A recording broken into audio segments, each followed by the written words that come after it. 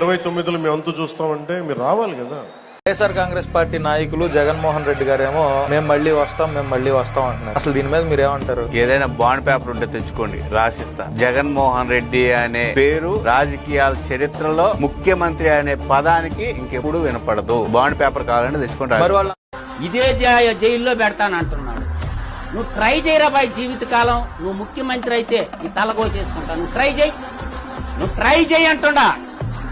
తర్వాత ముఖ్యమంత్రి ఎవరా నేను చెప్తున్నా కదా, వాడనేవాడు ముఖ్యమంత్రి అయితే ఆంధ్రప్రదేశ్ రాష్ట్రానికి తల గిఫ్ట్గా ఇస్తా. ట్రై చేయమని.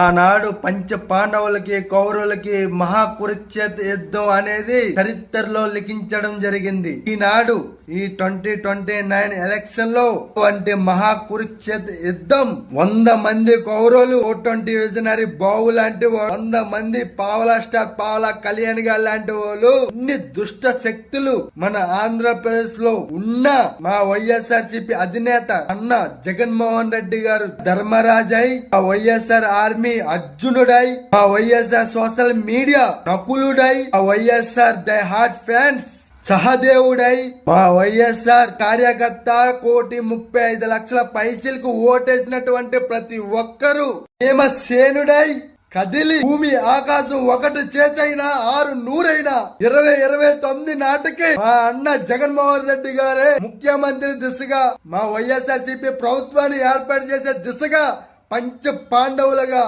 మేము శక్తితో కలిసి ఈ కౌరవుల సామ్రాజ్యాన్ని కుప్ప కూల్చకపోతే నా పేరు దుర్గా ప్రసాద్ నాయుడే కాదు, ఆనాడు నాలాంటి తమ్ముళ్ళు